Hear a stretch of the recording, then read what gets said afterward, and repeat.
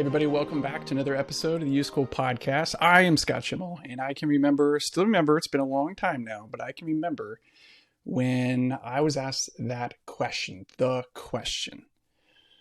What are you going to do? What are you going to do with your life? What are you going to do next? What are you going to do for college? What's your major? It's all really like the same question. It's all the same intent behind it and had the same result for me. Stress, anxiety, pressure.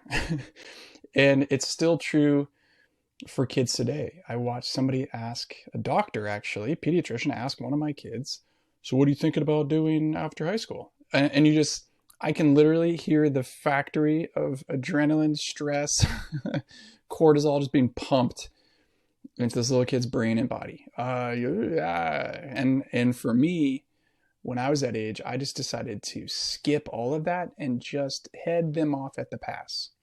I would tell every adult who ever asked, even before they asked, when I get older, I'm going to go into business. I'm going to go into finance or accounting. And nobody questioned it. Nobody said, are you sure? Is that really what you want? Is that really who you are? Are you just doing that to avoid the anxiety? No one asked me any of that. Everybody just said, oh, cool. Okay. So what we've been doing through the U School is primarily helping kids answer that question. What are you going to do? What are you going to do with your life? And our big theory is that you ought to do something that you're designed for. You ought to do something that brings you joy. You ought to do something that makes an impact. You ought to go ahead and design a meaningful life. And behind every single kid is a great story waiting to be told. So how do you help a kid answer that question? Don't, number one, ask them that question. What we're going to show you are the 7 other questions that you should ask. And if you're a kid, if you're sharing this with your kid, these are the questions. This is the roadmap that you can follow. And if you put pen to paper and start talking out loud about your answers to these 7 questions, when you get back around to the big question, so what are you going to do? You will know, you have clarity, and you will have confidence. I promise you. So here they are. Question number 1, what am I good at? This is typically the first and only place that we stop at, typically. What do your grades say? What does your GPA say? What do the test scores say? If you're inclined towards math, you should probably pursue a career in math. If you're more artistic or better with words, well, we got to really steer you in that direction. And it's helpful, but it's only one piece of the puzzle. It's only one lens to look through at your future. And you can consider each one of these questions like a different layer of lens. That if you can keep layering in answers to these 7 questions, when you look through the lenses, you will see clearly. Number 1, what are you good at? What have people told you? What comes easily to you? What does your report card say?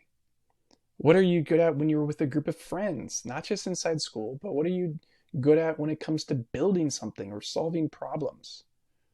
Or hanging out with a group of people or being on a team or being in a group project? What are you good at? Do you start things? Do you like to finish things? Do you like to wonder about things? Create things? Solve things? What is it? Everybody's good at something. What are you good at? Second, what are you drawn to? This is more along the lines of what do you do in your free time, in your spare time? And you can't just say, oh, scrolling through social media or girls or boys or looking good. No. Well, what are you drawn to? Where does your curiosity take you? And you maybe as a teenager might have the sensation to this particular question dulled. So maybe you look back a little bit more when you were 8, 9, 10, when you were in elementary school. Where did your curiosity take you? What are the things that you would just search for hours on YouTube or get a book at the library to study? And what was it about that thing? And now when you're with a group of friends, what kind of person are you drawn to? What kind of situation are you drawn to? Some people like problems. Some people notice when others are excluded. Some people recognize that somebody needs to take a leadership stance and fix something or start something. What is it that you're drawn to? third, what matters most to me. You can call these beliefs, you can call these values, they're in the same ballpark. What matters most to you?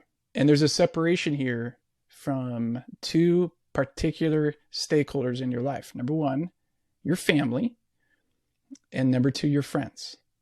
And what we're trying to help you think through is not what matters most to your family or to your peers, but to you. And oftentimes that circles back to being really similar to what your family cares about and what matters most to your friends. But I do believe you have to go around the track a couple times. So what matters most to you? What do you stand for? What is most important to you? Is it justice? Is it beauty? Is it connection and relationship? Is it solving problems, coming up with new ideas, speaking truth to power? What matters most to you? Number four, what bothers you? What are the problems that you look at? Maybe you hear about on the news. Maybe you see in a group of friends or on your school campus or in the team that you're on. Or you hear your neighbors talk or your extended family talk about this particular issue, and it just ticks you off. It just really, really gets at you. What is that particular issue that really, really, really bothers you? If you can get a sense of that, you can have a much clearer sense of what to do. Number five, who do I want to become? And this is very different than what do I want to do? This is who do I want to be? And then you think through in your family, in your friendships, in your community, your neighborhood, your extended family, your group of friends. If you work in an organization or a company, who do you want to be? What kind of person?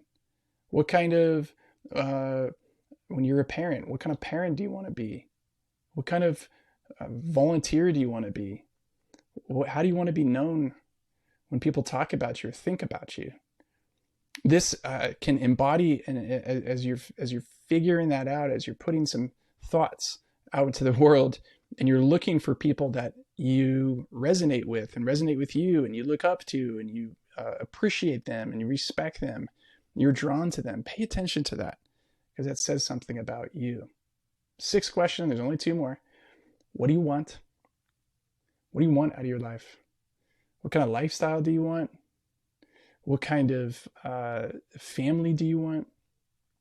What do you want your life to be?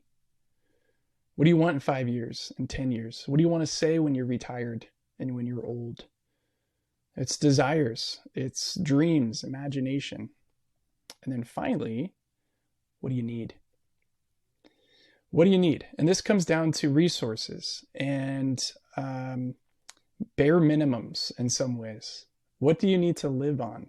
What do you need in terms of money? What do you need in terms of education? What do you need in terms of being able to provide for the dreams, the values, the beliefs that you have? If you imagine and want to be somebody who has a family with multiple kids, well, what do you need in order to live that out? And it's not necessarily all on you, but you need to think about it. So what do you need? If you're able to answer in some way those 7 questions, let me go through them one more time. What am I good at? What am I drawn to? What matters most to me? What bothers me? Who do I want to become? What do I want? And what do I need? When you get to that question, so what are you going to do next? You'll be able to confidently and clearly give an answer that resonates deep within you. If you're working with a kid, walk them through that week by week. And these aren't questions that you just have an answer to and it's done. These questions are alive, always present, always having energy in life, always more to the story of the answer that you have. And if you're teaching a kid, coaching a kid, have a kid in your family, by far the most important thing that you can do is answer those questions out loud in front of them so they can hear your answers. So, clarity and confidence, I want that for you. It's possible. Get to work, grab a pen, grab a journal, grab a friend, start talking it through. Hey, thanks for joining in on the U-School podcast. We'd love to share with you the resources available on our website at theuschool.com. Not just articles, ebooks, worksheets, and other podcast episodes, but specifically, you should know about a free course we have available called the Real Me course.